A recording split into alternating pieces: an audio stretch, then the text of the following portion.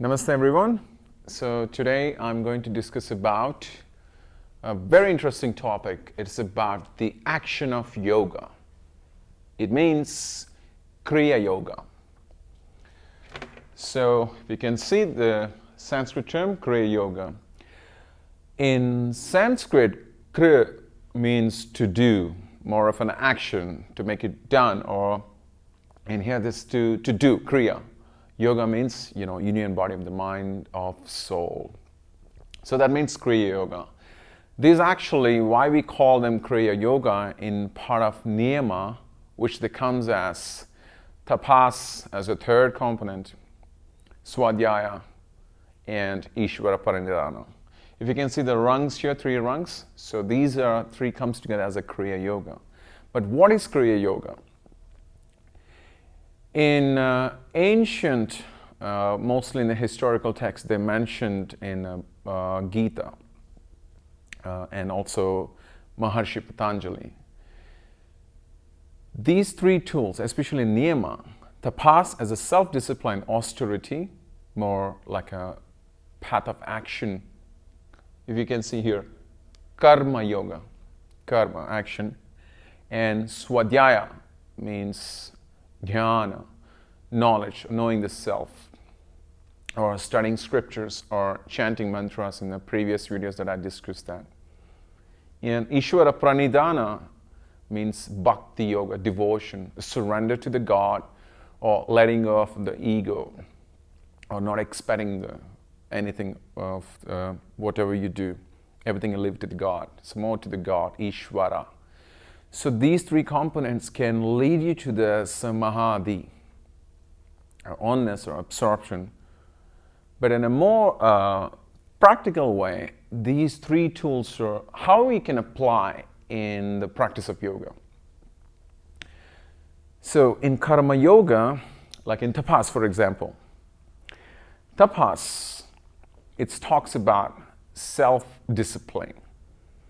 In the practice of yoga, you do asana practice. You do deliberately, getting rid of the old habits and transforming the body, creating the heat. That's one of the Niyama 3. And the 4th, Swadhyaya, Jnana. As I mentioned earlier, it talks about studying scriptures and chanting mantras, knowing the self. If you read any kind of ancient scripture, they all point the same thing, and they all tell the same thing.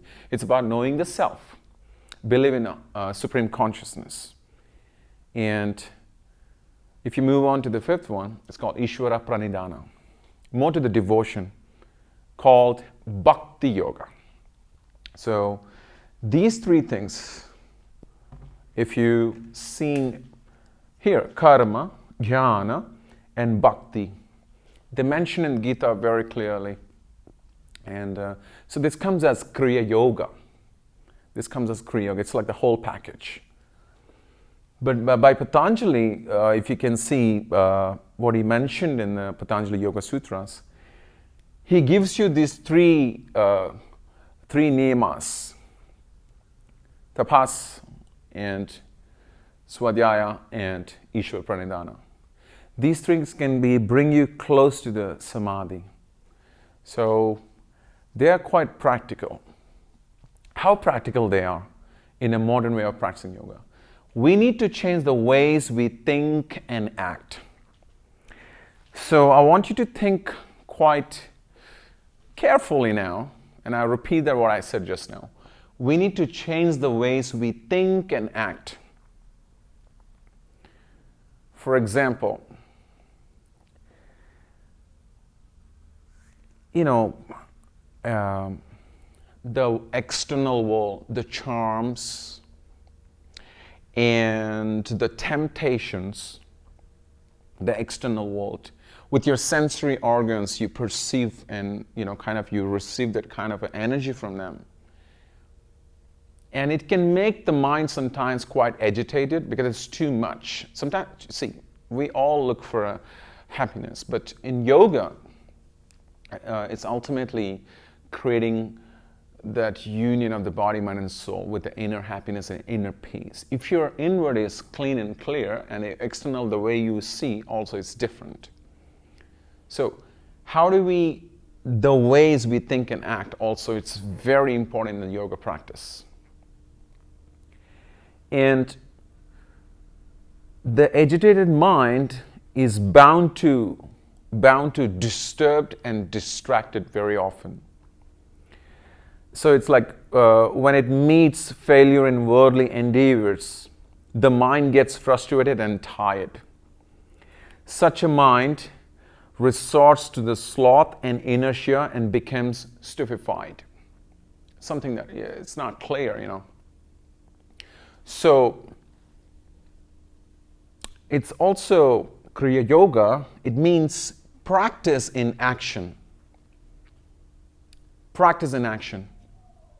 So sometimes if you think you have knowledge and you are okay, but that comes to the intellectual part. But if you don't apply these philosophy into the action of your practice, like perceiving things, doing asana, pranayama, studying constantly, keeping a proper schedule to cultivate, to achieve this higher consciousness, or whatever the practice you do. So I have given you earlier the Kriya Yoga, what it sounds like in the history, what it means, to reach the God, what it means in the practice of yoga, like more practical, as a modern human being, how we can apply. And also Kriya Yoga talks about the ancient meditation techniques, which we're going to touch on it later.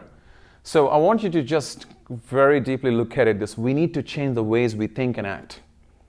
So this deals external and also internal. And also, it talks about self-transformation. How we can apply Kriya Yoga into the self-transformation. Let's say, for example, if I tell my story, as an artist, I often, when I have to go perform, I practice. I see the people when I perform, I see the joy in them. Before it's like, because of the COVID break now, I'm like kind of stopped, but I missed that feel. Now something stopped me. What happened to me? My body is changed. It became quite like, my mind has become a little agitated. It's like, what's going to happen when the door's going to open, when I'm going back to the stage? What? Because before we had an opportunity of being free, because there was no COVID. And not only that, I had an opportunity, and I used that opportunity to transform myself to do the practice regularly. If I'm using tapas here, the third component, it's about creating the heat. Constant practice, self-discipline is very important in yoga. So you can apply in the asana to keep your body and also get rid of the old habits, replacing them to new, negative to positive. So the self-transformation can happen as an artist, if I explain you before I practice and go to perform. Now I don't have that chance. So my body has been changed. My mind, I won't say it's not the same, but it's something changed, and I can feel that. What I'm doing is self-study, which is called swadhyaya. So if you've seen here, it's called Jnana Yoga. Jnana Yoga means it's about intellectual. So what I'm doing is study now. So the transformation part, if I give you an example towards how I applied it in my practice of anything you do, is just not only about yoga, anything you do, art, craft, you build buildings, or you do a massive creative artworks, anything in anything, whatever you do. These three rungs can give you, these three components can give you an idea about that. So what I'm doing is swadhyaya, and I'm sharing here the knowledge. And the fifth one, Ishvara Pranidhana, Bhakti Yoga. As I mentioned earlier, I used to pray to God, and I used to offer fruits. I used to, I shaved even my head off. Like my hair from the head just shaved several times. I kind of let go of my desire, bow down, surrender to the God. I did several rituals, but after some time I stopped it. I don't know why, I just stopped it. But I'm now kind of getting it backwards now. So this is how from my experience, how I use this to pass practice, physical practice, creating the heat, transferring the body and mind, always strong and stay in the pose, whatever the yoga posture or dance I do, anything, even for you too. And what I'm doing is now the study. It helps me a lot. It helps me to understand and to create a decent life with my mind and also with the external world. Because studying scriptures and chanting mantras, I think they gives you some kind of a guidelines, and also chanting mantras can regulate your breath as per science and scientifically proved yoga. But we're not touching on that. Just give you some little idea about it.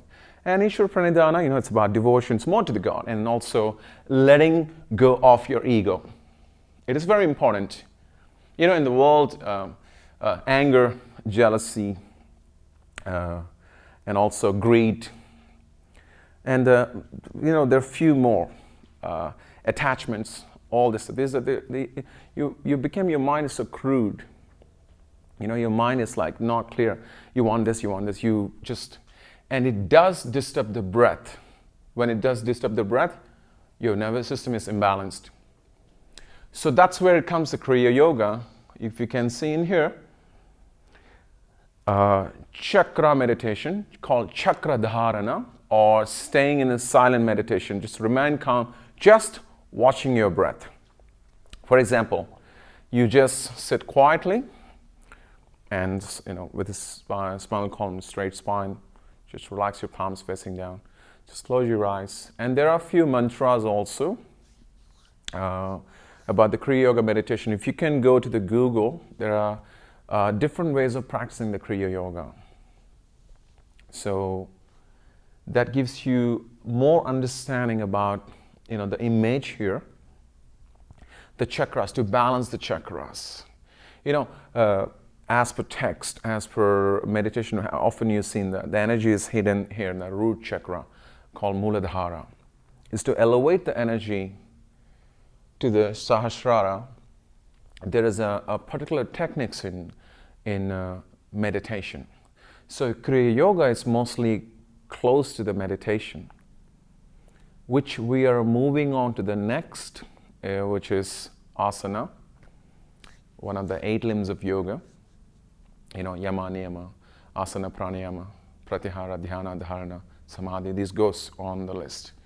So I kind of give you like a journey, an idea about it, how we can understand this philosophy and how we can apply into the practice. So once again, Kriya Yoga means the action of yoga, to do, towards the self-transformation.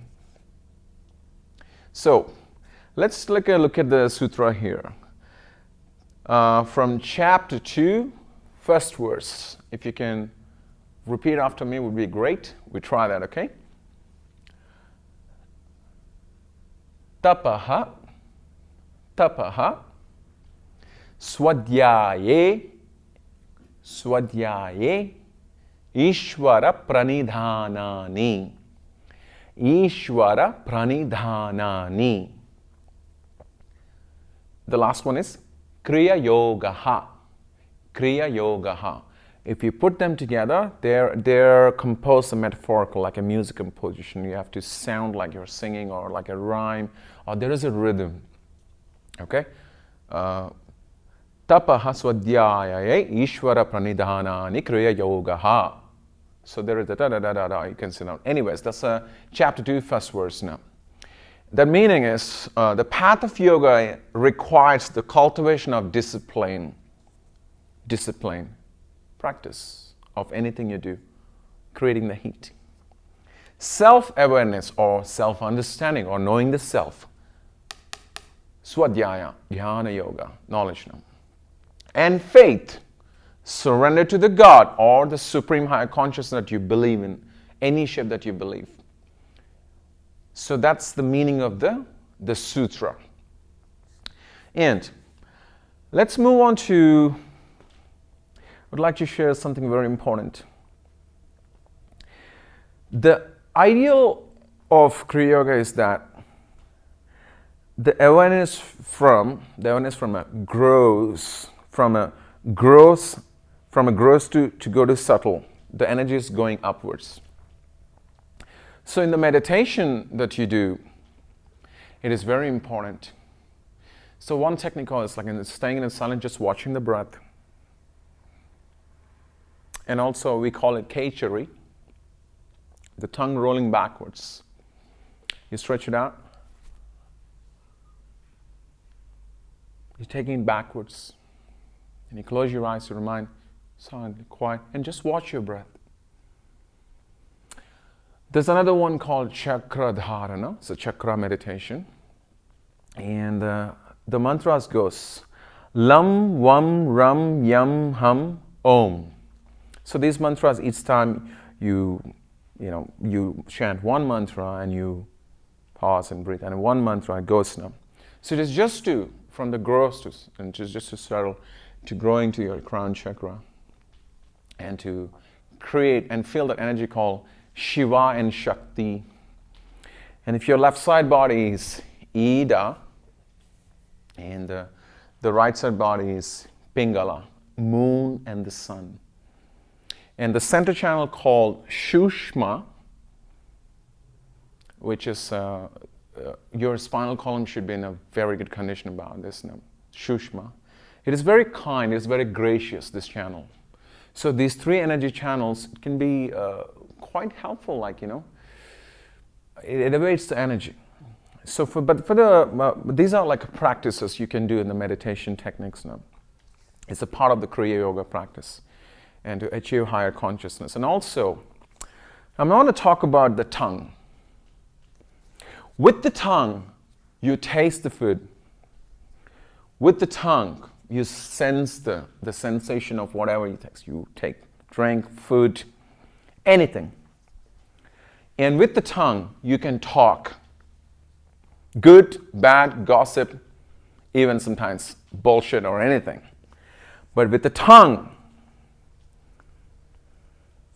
you can achieve something more in a yogic way, more as a human being, something that,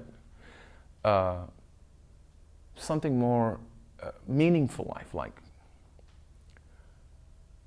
using the tongue. Like in a yogic practice, they say tongue is a dangerous part of the body because you eat and it's heavy, body gets irritated, and also you talk. We call it satya, means truthfulness, means do not lie, but often we lie. So with the tongue you hurt people, you say some word, it can hurt people. It's very dangerous. So be careful what you say. You can have that sense control. But with the same tongue, you say something, but it can make the person very happy. Think about it. This is very useful. So, using the tongue wisely, it is very important in yoga practice. So, rolling backwards, taking back, sitting in it quietly, and practicing this Kriya Yoga meditation can be very helpful. And also, they say called nectar, amrita means a drink from the goddess now. So the yogi remains, prepare the body for the longer meditation of this technique. He or she doesn't need a water. So I was saying that yogi does not need, using the sensory organs and, you take so much from outside now. So it's a kind of a practice in a Kriya Yoga to take the tongue back and do the meditation. And it's more like it represents like a turtle action, like turtle, like a shell. It control, it's kind of like protecting up. So this is a kechari technique. It's quite helpful and useful in the meditation, especially for the longer meditation. So let's talk about Kriya Yoga in a practical way, how we can apply. Tapas, I want you to do regular practice. Swadhyaya, knowing the self, having a knowledge, it's great. It's quite helpful. So you don't blah, blah, blah, you know what I mean?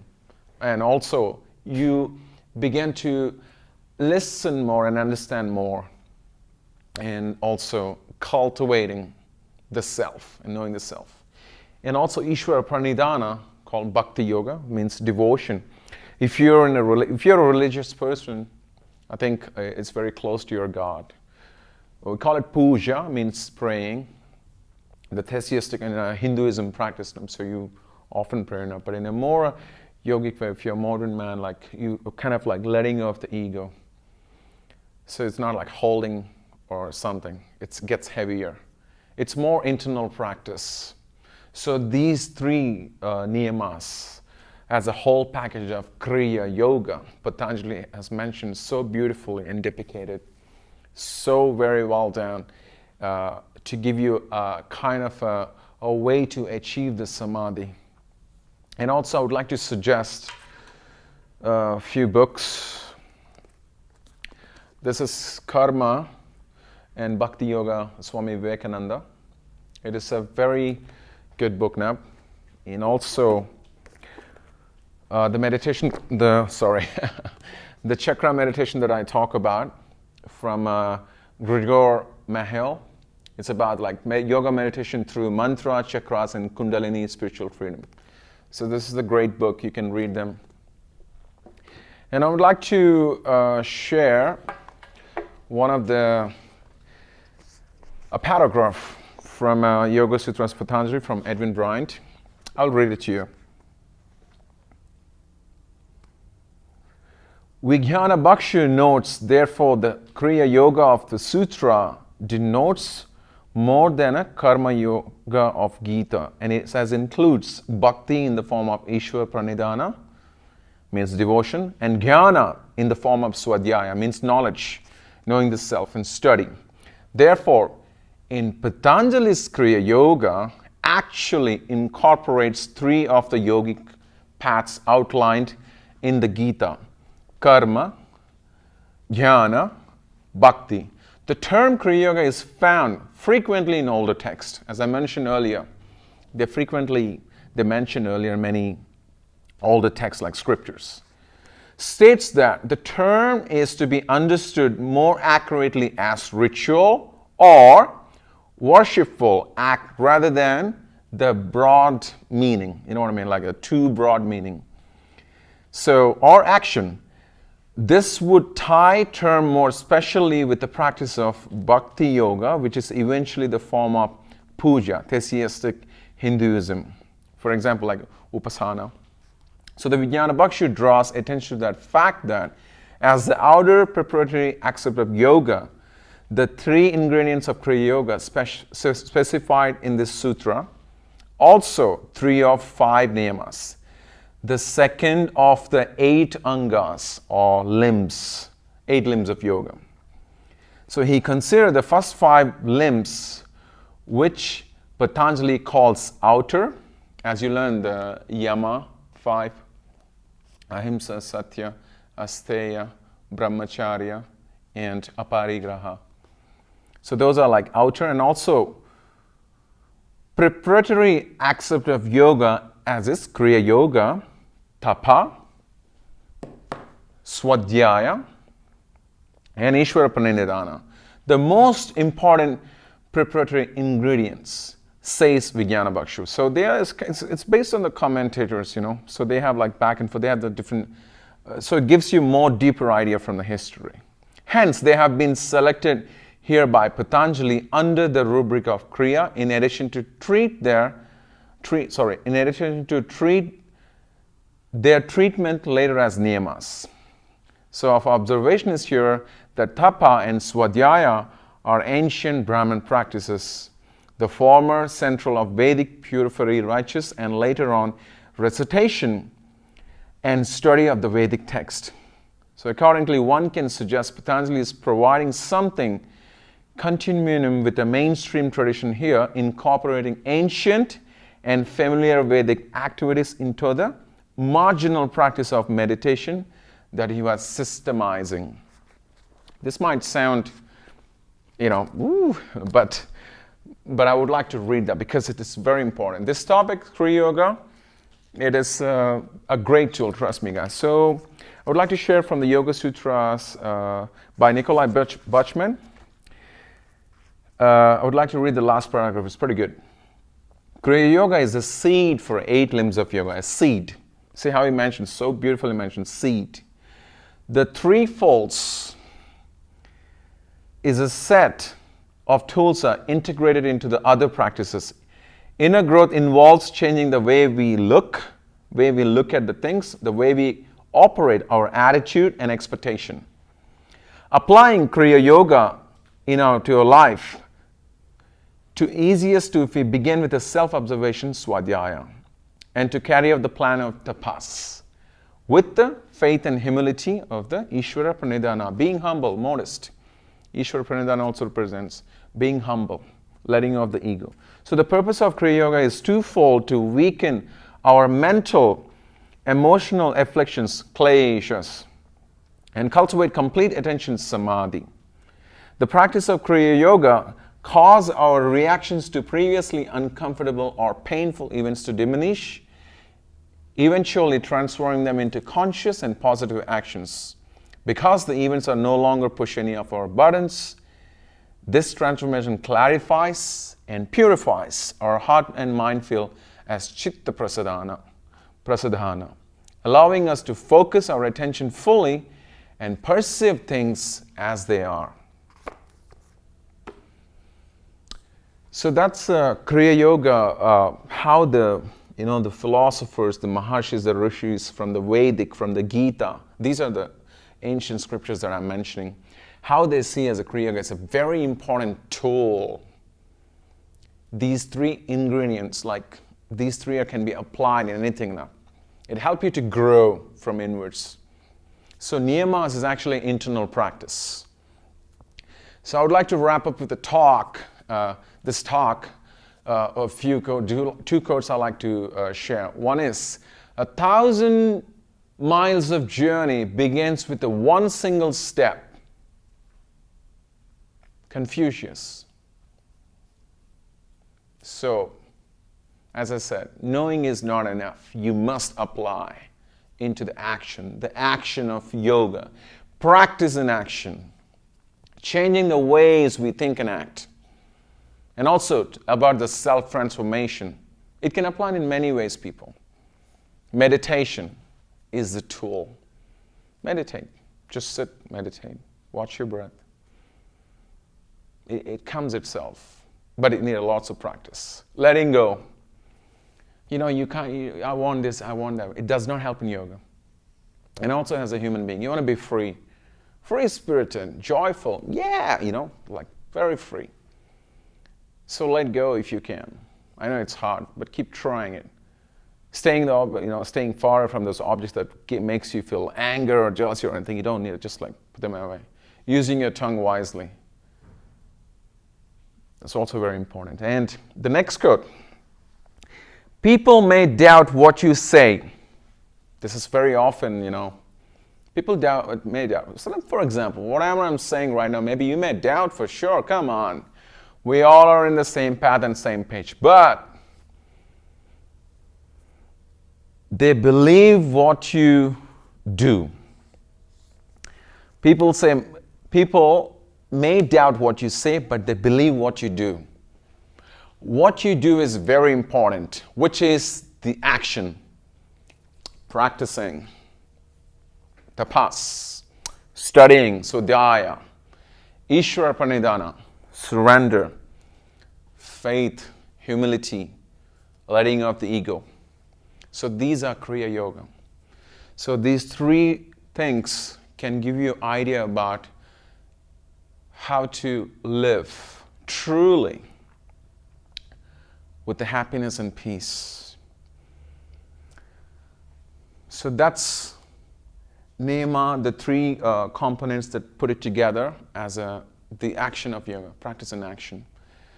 So I want to fold my hands to my heart center and maybe practice wholeheartedly, maybe cultivate and maybe understand the philosophy It is just not outside yoga, but it's also inside yoga. Yoga starts when you begin to turn inwards. So the self-transformation is very important. So these three components or the three folds can give you some insight about how do we practice in action. Once again, the action of yoga. So I want you to fully committed to your practice. I want you to constantly grow, constantly study, constantly being humble, constantly practicing. Practice, practice, practice, practice, practice, practice. And keep practicing. Thank you and namaste. Bye-bye. And Merry Christmas. Sorry. I wanna wish you all. This is my 2020 year-ending talk. Merry Christmas. And people who are celebrating, Jesus, like believe in God, surrender to God, Ishwara Pranidhana. So Merry Christmas and Happy New Year. So I'll see you next year. Once again, thank you for supporting and listening to my talks. If you really like, press the subscribe button and comment below. Would be great. Okay, guys. Happy New Year. Bye-bye. See you next year. Thank you.